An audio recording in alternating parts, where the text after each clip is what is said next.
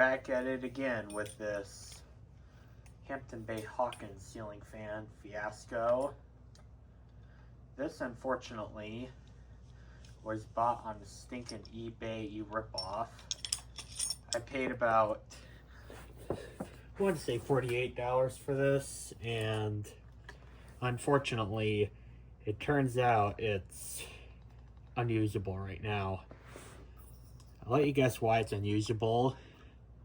There is no pull chain in this thing, so that means I am going to have to put a new capacitor and a new pull chain switch. But thankfully, we have those things right now. Here's the capacitor we're going to use. This is a Menards one.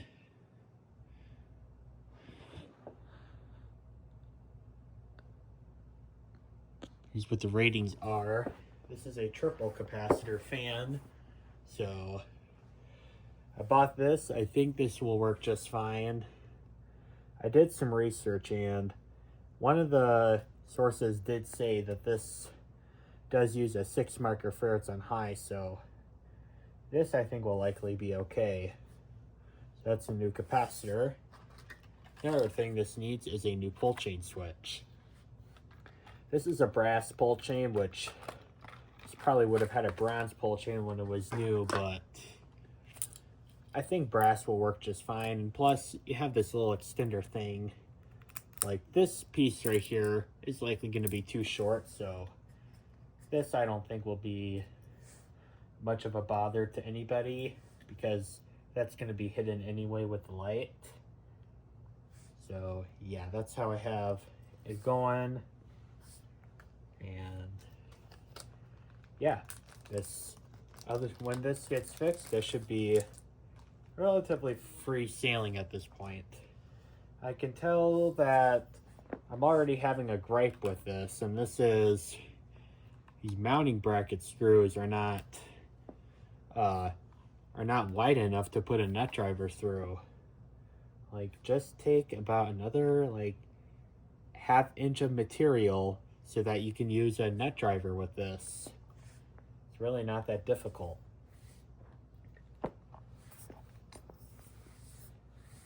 All right, let's get this thing hooked up.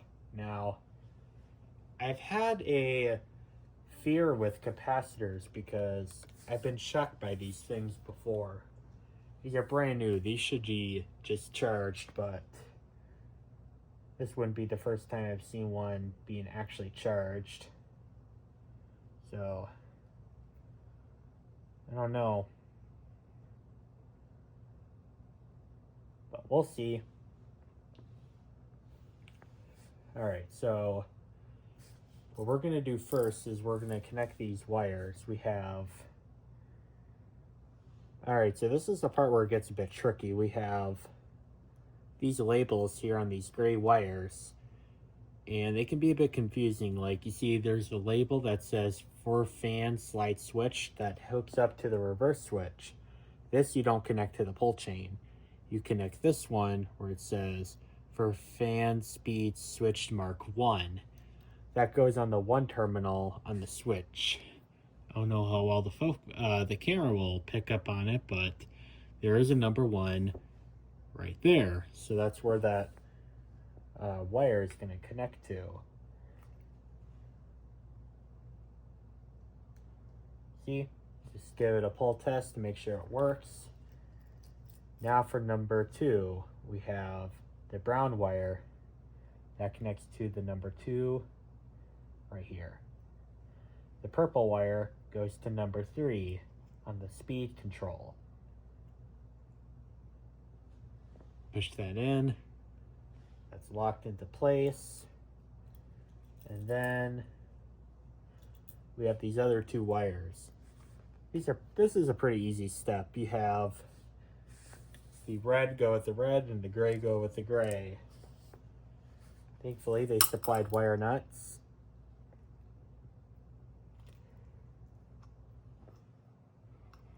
All right. The right is connected, and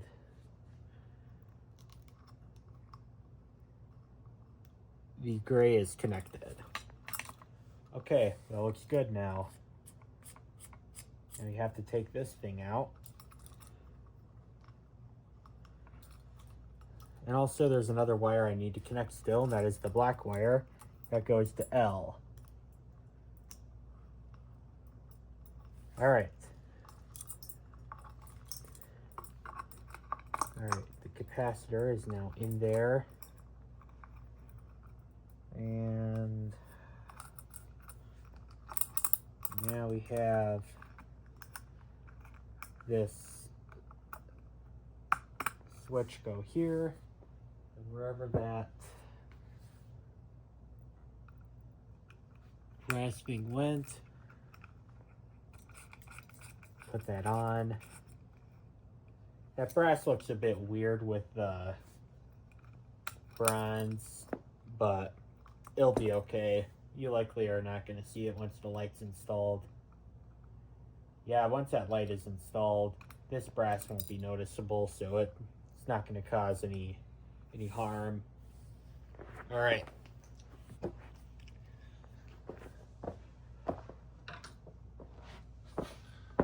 Now, here's the part that I like to assemble on the ground. Now, you don't have to do it the same way I do, but this is what I like to do. I like to install the light kit on the ground when I can. Most huggers are not like this. At least not the ones I've tested, but with this particular design, since it's a bull light, I do like to have the light kit assembled on the ground, because then it's less of a pain to assemble it on the ground versus on the ceiling.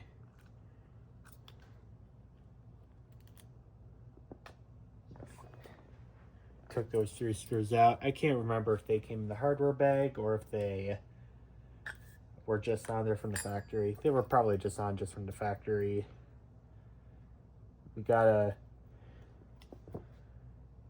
strip these out, which I think were those plug things. And I lost about half the strands. This is not a... This light is only going to have DELs in there, so I'm not too terribly concerned about missing 1 or 2 strands. Or maybe someday I'll put a proper glass shade on there and I'll use incandescent bulbs then.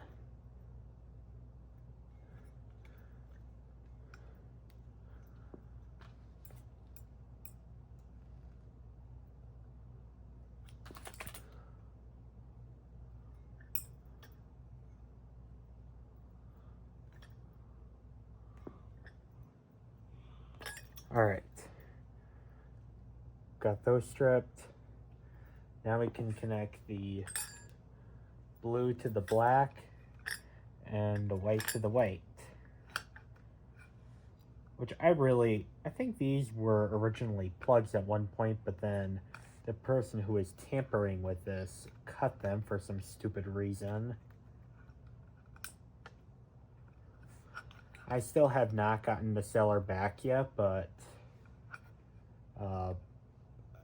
I might try to see if I could get a partial refund, because the average person's not going to do all this. I mean, I'm a fan collector, so I got the skill to do this, but the average person is not going to have the skill, so I think I'll be valid to have a partial refund. Because, yeah, this is not going to be accepted by the average person by any means. Okay, I'm going to move this to the right a little bit, just so we have more room to fit the light.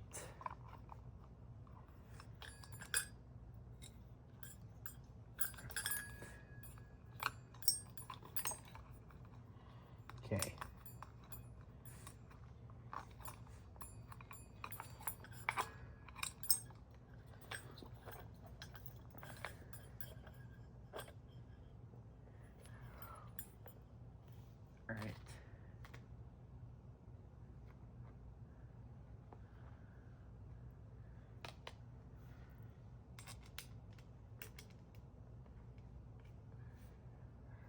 Now we'll put the screws in for the light.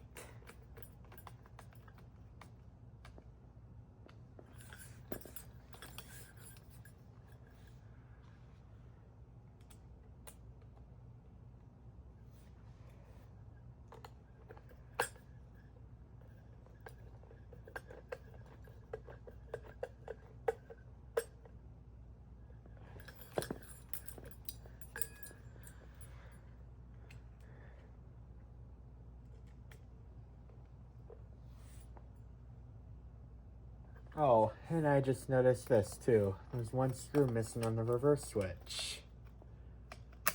But I'm likely just going to scratch that because I don't use reverse on these fans anyway.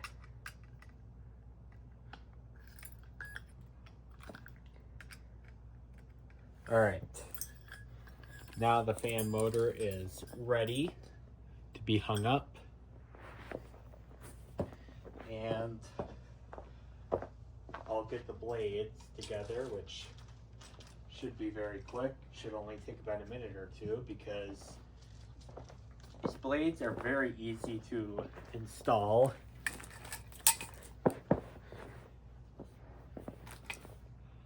And here's why. These are quick connect blades, so we can very easily decide which finish we want.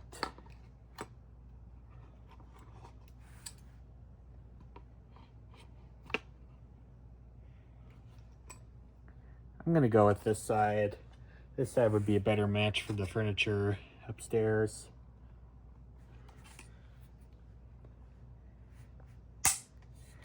Look at that. Easy. No tightening screws. That was very easy.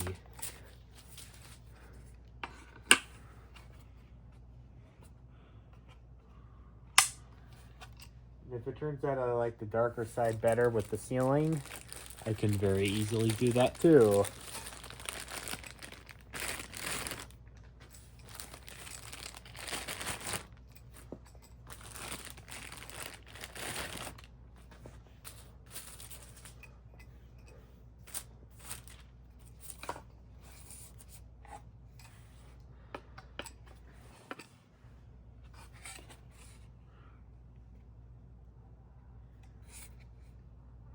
Of course, the Hampton Bay haters would make fun of this, but I think this is a brilliant idea that Hampton Bay had.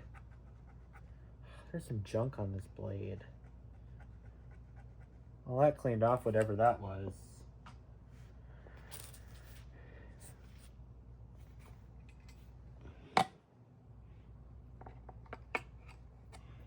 And the Hawkins seems like it's another one of those hated models from Hampton Bay. And I know there's people that think these look hideous, and by one standard they are a little bit more modern style, but I don't think they're too hideous. These are very nostalgic to me because my uncle had these in his cabin back in the 2010s. The Hawkins one, to be exact. The one I'm really looking for is the tarnished bronze one, or whatever that is. This is what it would kind of look like. It's not too hideous in my opinion. Definitely is worse out there. Alright, well, now let's get this thing installed. Alright, now we're ready to get this hanging. So, first thing we need to do is we need to install the mounting bracket first. Okay, this wire cap needs to be removed. Wagos might need to get removed as well, do they? No, they'll fit through. So, I can already tell I'm gonna have a gripe with the way this installs because these holes are not very big, and so there's really not enough room to make a nice clean install. And having to push the wires up against the bracket, that really does leave room for whatever happens when the wires get pinched, which would spark and trip the breaker. In this room, I can't have that because I run technology in here, and it's a pain in the rear to reassemble everything.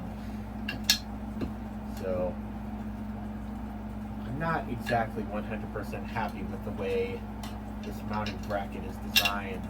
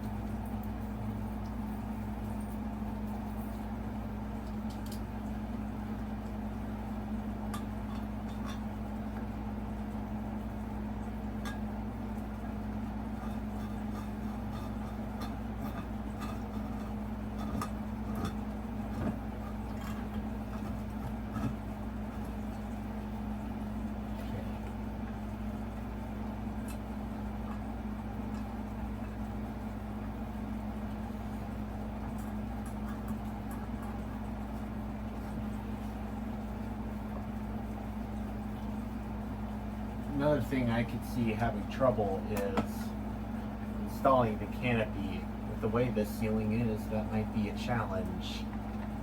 I hope it won't be a challenge, but it might. What? We'll see. Will it be a challenge to get the canopy up? Just doing this out of curiosity.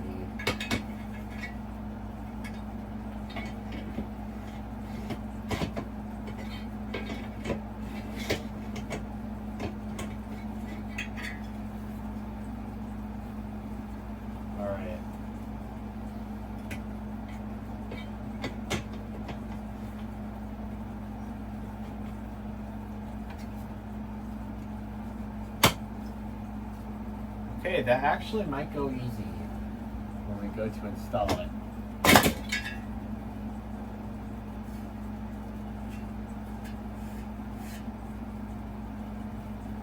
Alright, now let's get the motor.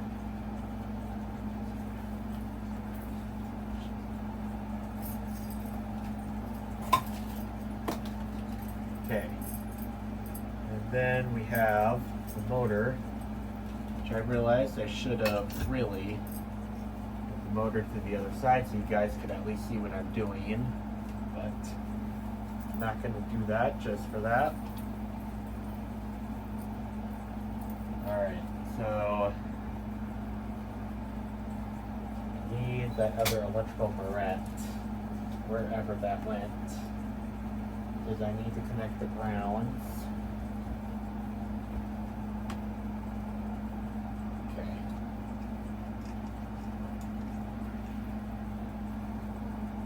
I need to get that one electrical barrette because,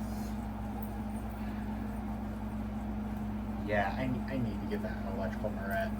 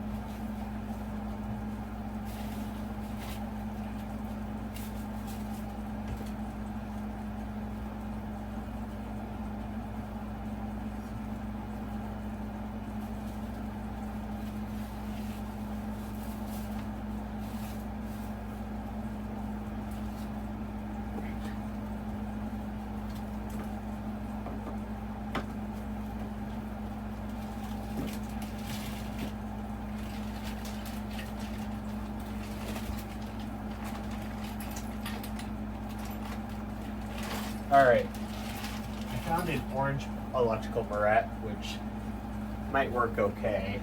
I'll likely use that for the grounds, because the grounds I really don't care much about. Those can be, those can have exposed copper, because normally the copper ground wire is what powers the, or I shouldn't say power, but is in the box. It's normally bare copper. Actually, that orange electrical barrette, a little bit small for this, but it did work. Alright. The white would be the white. Alright. Alright. Just like that. And the blue will go with the light wire.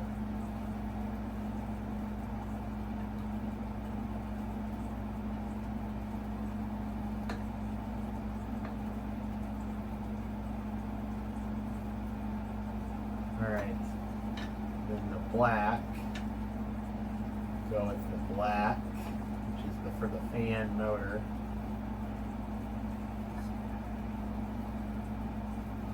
Alright.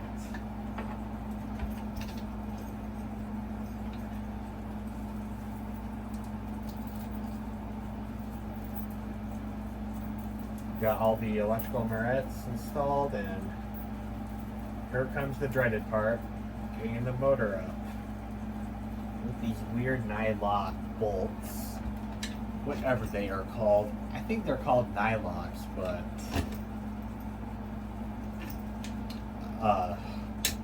they are such a pain in the rear to assemble. Now, Hampton Bay claims on the box that they're allegedly faster to assemble. Well, these nylocks are going to slow down the process. I can understand why they're doing it, and that is for, like, sake of the fan not falling down or whatever. But yet, Heritage doesn't use the nylocks, and their fans are perfectly fine. So I really think these nylocks are just kind of overkill in a bad way, because it sacrifices reasonable ease of installation. If you want to make an argument that the fan is going to fall down, well, this already has rubber grommets, so it's not going to fall down from the vibration. And the Heritage Huggers didn't have rubber grommets on their fans that they used nuts, and they didn't fall down. So yeah, I really think these nylocks are just kind of overkill. And again, not in a good way. Sometimes being overkill is a good thing. And I mean, a ceiling fan potentially falling is definitely a matter of health and safety that I wouldn't feel like entertaining, but ease of installation is one of my main grades about how I grade a ceiling fan installation.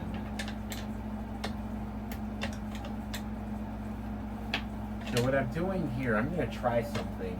That is, I'm pulling the wires away from the motor from here so they don't get pinched. Because one gripe I have with these nylock bolt systems is that it gives a lot of time for the wires to start pinching, and of course when that happens, that arcs. You don't want that. I have arc fault breakers, so likely won't start the house on fire, but it's just best practice to avoid it when you can.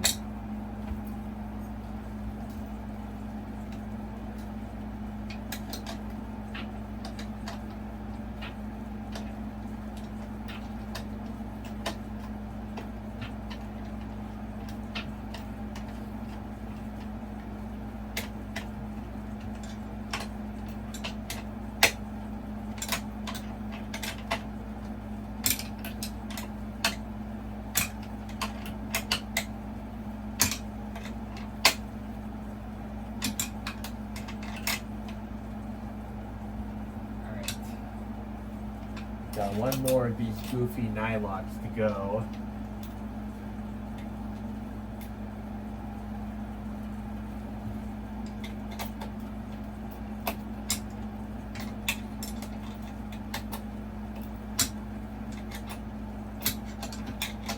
Of course, this one is by the hook, so this is more difficult.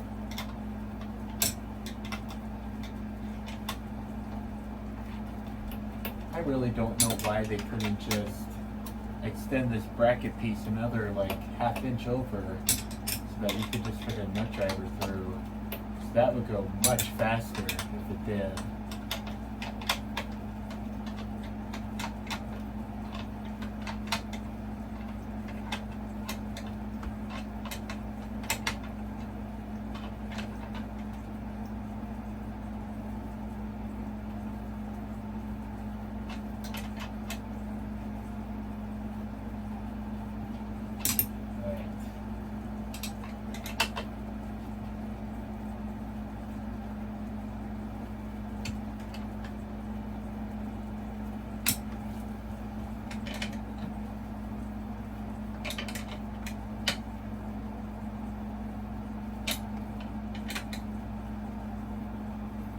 Alright,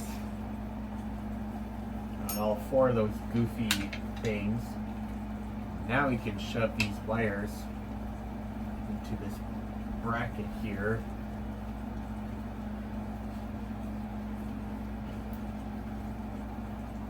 And this is a little tricky, trying to get these in. Actually, that wasn't anywhere near as bad as I thought.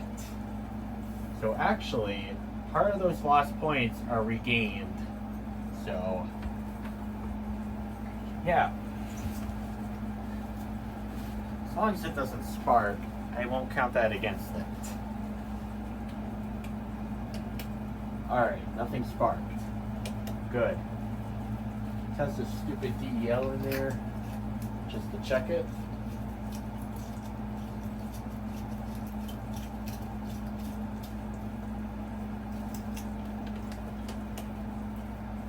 Works perfectly. Alright, let's bring the camera down. Install the fan the rest of the way. It should go freestanding now that we got the motor assembled.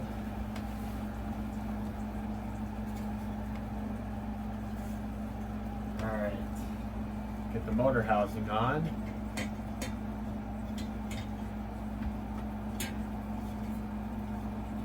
What? Okay, as long as you do a little manipulation in the wires, it should run perfectly.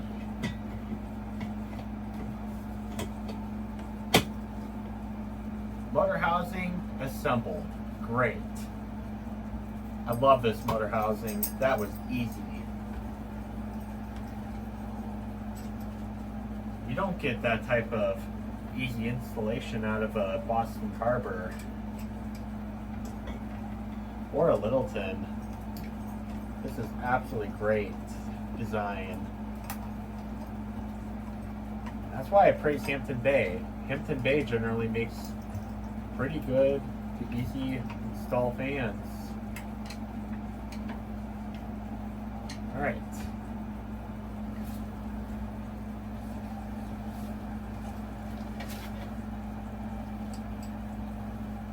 Now, I don't know how well this is going to perform. I haven't tested many 44-inch fans. I think a good average for those would be about 4,000 CFM on high. But this is a hugger fan. You really can't expect it to do a whole lot. So I think 3,055, I think, is what it said on the box. I think it'll actually go somewhere in that ballpark. Maybe a little bit more than that.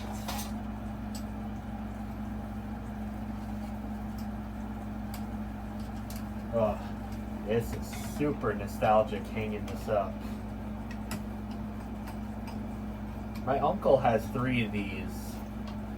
Not the Hawkins 3, but the Hawkins 1 in his cabin. and I think they were pretty good fans. And they're actually still pretty common to this day, because these are not so modern looking to the point where I don't like it.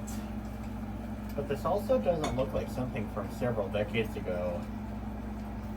And I know the Hawkins is another one of those hated models that Hampton Bay makes. And again, I don't understand what the issue is with these. If I remember correctly, that one that my uncle had was very quiet. Again, if a fan is quiet, that's a reason to not hate it. Because there are some cheap fans that were very loud, unusually loud in history. Like the Panama gear driven fans, those I don't think I would consider an option, even if they were still sold today. The blade pitch on these blades is actually pretty respectable.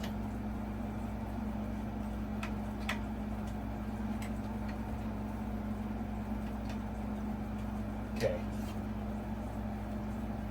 Now we got these cool blades installed. Let's see, do I have a tape measure around here so I can measure the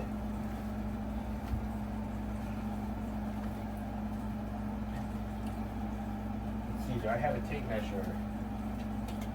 I should. I do. Let's test the circle of no air. Okay. We'll go with 8 inches. So our number is going to be 9.9 when we do the CFM test, I believe. Alright, so we have to get some light bulbs into the shade. Unfortunately, we cannot use CFLs because this is on a dimmer circuit, and we can't use incandescent bulbs because the shade is stinking plastic. So unfortunately, we are going to have to use stupid DELs in here, which I don't like a single bit, but just can't take incandescent bulbs. Have to use DELs, unfortunately, in this light. I am not kidding. I've learned this the hard way. You can't use incandescent bulbs on these cheap plastic shades. They have to be DELs.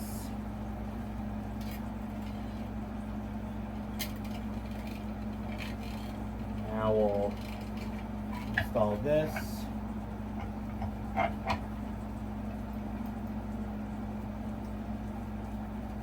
This is such a nostalgic fan. I've said this plenty of times, but this is such a nostalgic piece to me. So we have this little piece here that holds the glass on. The rest of it's pretty much decorative. So we have this cap here. And we have to thread the chain through this. Then we have it here. And then hang this back up and tighten it. And then we have pull chain extensions to add to this.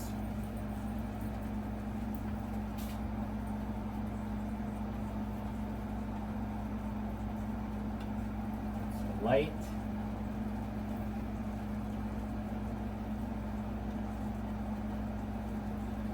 Then the fan. I would trim this piece of string here. I'm not going to bother with it today because I'm tired. I want to get through the video. Alright. This actually wasn't as bad to install as I thought it would be. Pretty surprised.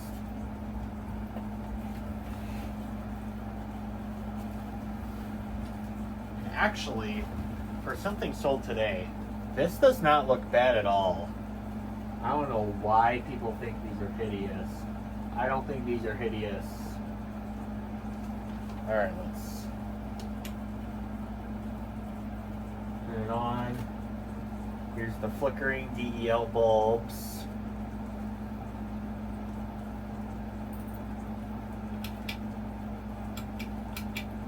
And let's turn the fan on.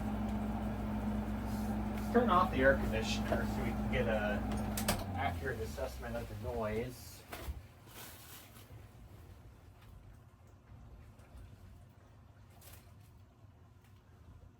I gotta get my anemometer here. It says I think low. Here's high.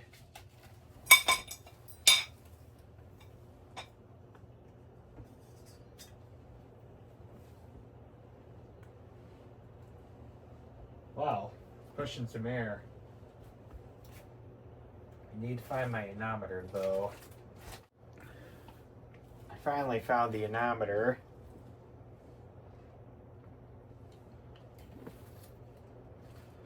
Alright, let's see here. We have the calculator. 9.9 is our area, because this is a 44-inch fan. There's an 8-inch circle of no air, so we're gonna, so their number is gonna be 9.9.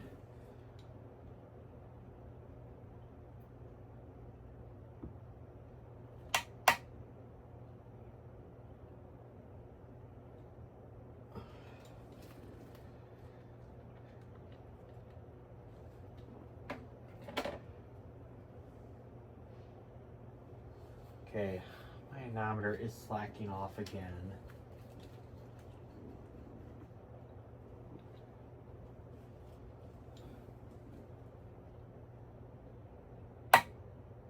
Go with 472. So 472 times 9.9 is 4,673 CFM. So I think 4,000 is a pretty good average for a 44-inch fan. Medium.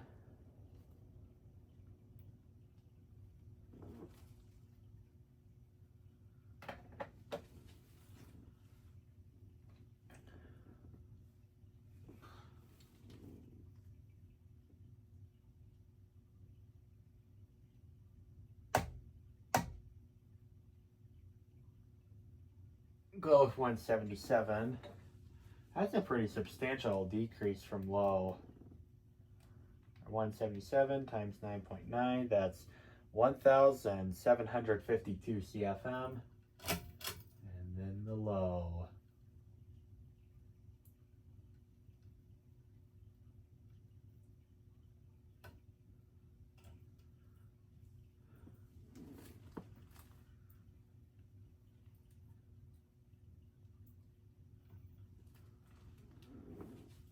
Speed really did not change at all.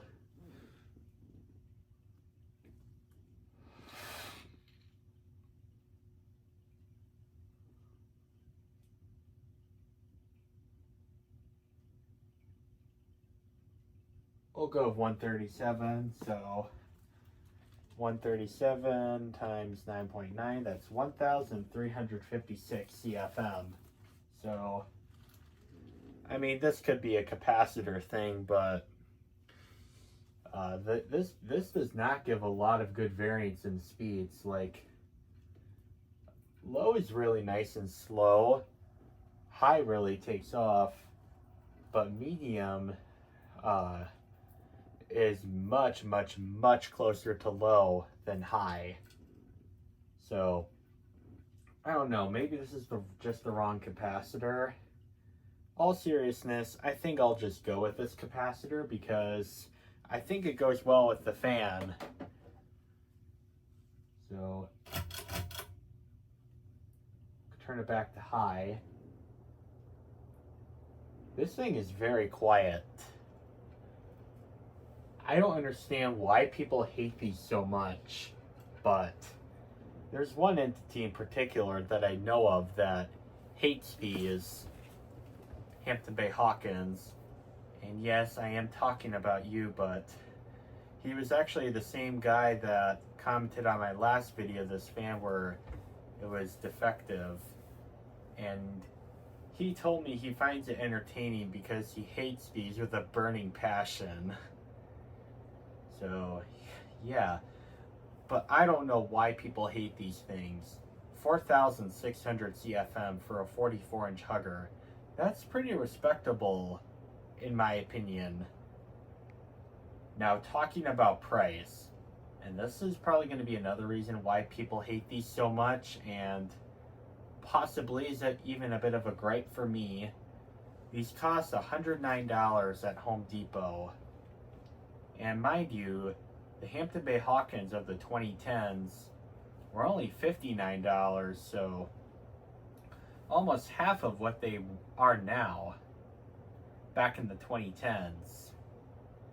And I really think these really should have stayed at $59 because you have a plastic shade, so even in counting for inflation, that cheap plastic shade really should have, that alone is really kind of cheapening it out. And the older Hawkins, even the 2010s ones, were nicer than this in my opinion. Now, that's not to say this looks bad, but the older Hawkins fans, I think the tarnished bronze is what it was called, or tarnished iron. I really don't know what it's called, but that one with the black edging on the blades, like that one, I looked really nice, and that's the variant my uncle had. I mean, I find this particular variant nostalgic too. A couple of my friends from school had these, so I always have some nostalgia for that. But if you ask me, is this worth $109? No. I think you can get a better value of the dollar for $109.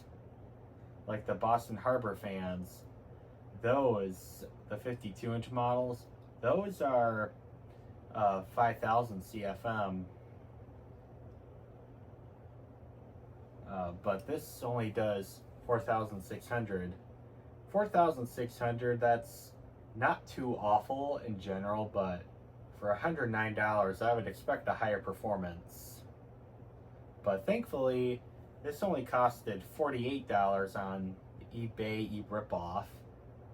Plus, I have to add another $14 because that's the cost of a new pull chain and a new capacitor. So, but $64, I would buy this. Every now and again, you'll see on eBay with this particular fan under $70. Would I say this is worth every penny, $70? 100%. Would I say it's worth every penny, $109? If you ask me, no. Maybe if the shade was still a proper glass, it might add a little bit more value, but this thing clearly has cheapened out over time.